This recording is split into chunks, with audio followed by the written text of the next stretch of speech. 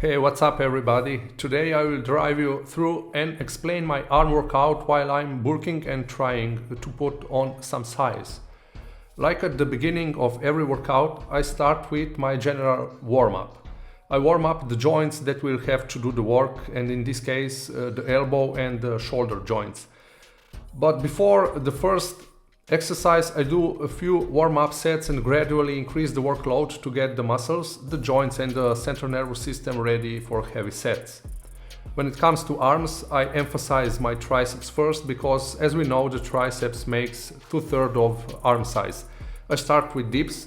By the way, this dip belt is about 10 years old. I did it myself, and if you guys want me to do a video, maybe a short video about how I did this dip belt, because it's really handy and you can do it in about maybe 10 minutes and it's really cheap. You don't need much material to work with. Let me know in the comments below and I will post a short video of how I did the dip belt.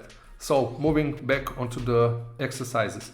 I start with dips because it's the more tasking exercise in my whole arm workout, and I do it at the beginning while I'm still fresh.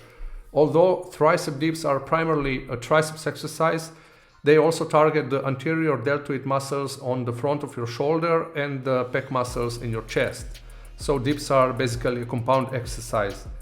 Dips work all three heads of the triceps, but it especially emphasizes the lateral and medial heads.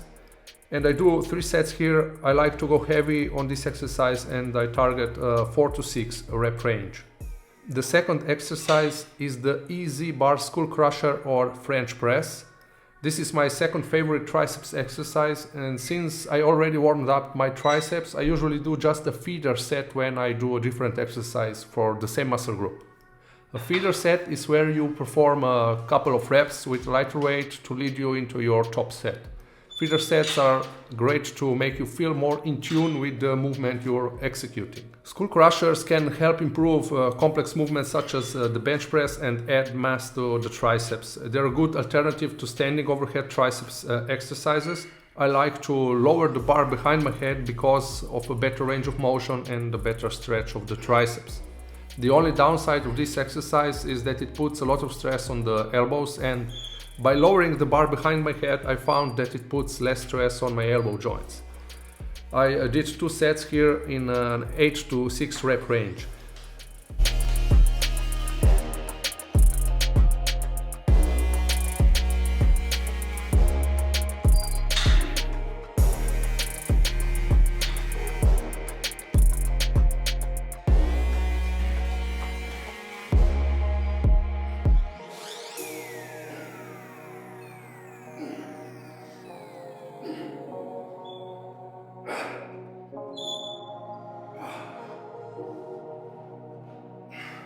The third exercise for the triceps is a triceps press down. I vary the attachments here on this exercise. Sometimes I use a straight bar, sometimes a rope, but I try to use the same attachment at least for 6 weeks before making the change. In this gym particularly, I like to set up an old lat pull down machine to do tricep press down because I feel the triceps working with fairly less amount of weight than on regular tricep press down cables.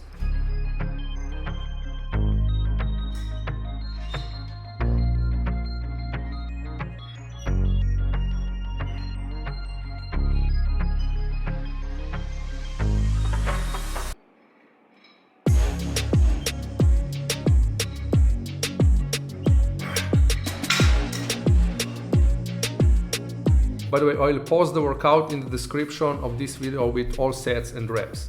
Moving on to the biceps portion of the workout. When targeting the biceps, I like to go old school, meaning that I use mostly free weights. I start with a barbell curl or an easy bar curl. I vary the equipment every 6 weeks or so, also here. Currently I'm using an easy bar, and since this is the first exercise for biceps, I do 2 to 3 warm-up sets and a weight acclimation set. Like on the dips, I shoot for 3 working sets, but this time I aim for an 8 to 6 rep range. I like the easy curl bar because it's designed to reduce stress on the forearm and wrist, and it provides a more comfortable grip while focusing on the biceps and forearms, specifically the brachioradialis.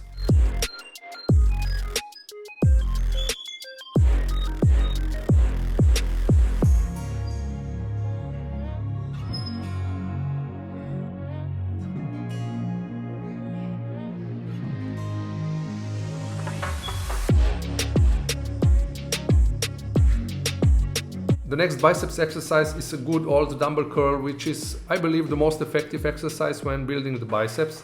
It's my favorite for various reasons. First, we do it unilaterally, which is great for preventing muscle imbalances. Second, you can do it anywhere, gym or home, because dumbbells are the equipment most people have on hand. And last but not least, we are working both heads of the biceps. I like to go heavy on dumbbell curls as well, targeting 8 to 6 reps in my most sets.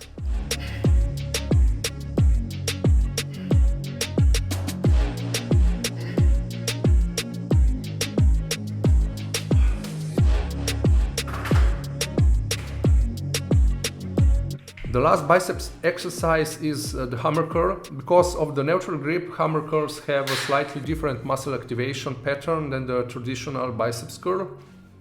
The hammer curl grip allows more focus on the short head of the biceps and the forearms. 2 sets also here of 8 reps is what I do on hammer curls usually, but sometimes I go also by the feeling, and if I feel that I'm strong on that particular day, I maybe throw in another set or add more weight and I do around 6 to 8 reps, or vice versa. If I don't feel that I'm strong on that particular exercise on that particular day, I may lower the weight and do slightly more reps, maybe 10 reps or even 12 reps. As a skinny guy, I always wanted big arms, especially because my arms are my lagging body parts. I have a hard time putting some mass on because I'm a hard gainer, and what helped me to add muscle mass to my arms was: first, focus on free weights. With free weights, we can focus on performing exercises in a way that activates more muscle fibers and more naturally, rather than guided movements through machines that still have their place, by the way. Second, heavy weight.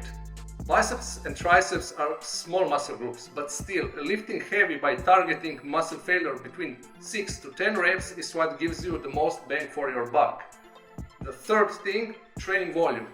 Many will probably disagree with me here, but I found that if I cut down the training volume, I progress more in terms of muscle mass and strength. I'm not a science guy, but I believe this is because the central nervous system is not as drained as it would be by doing tons of volume. In the past, I used to do 3-4 exercises with 3-4 or even 5 sets per exercise and ended up doing 12 to 15 working sets for biceps only. Doing so much volume, the workout also tends to last longer, and by the end of the workout my focus drops, the quality of reps and sets drops, and I'm feeling fatigued. What I found that works for me is to cut the volume down and make those sets and reps count. 6 to 9 working sets per muscle group seems the sweet spot, at least for me. Then, rest periods. Rest as much as needed, not what the clock tells you, unless you are training for some specific sport or you would like to build up your endurance. There's no need to monitor your rest periods clockwise. If you need to rest for 3 minutes between sets, so be it. Rest as long as you need to be fully recovered and you have enough strength to do the next set at 100%. Use machines to isolate the muscle.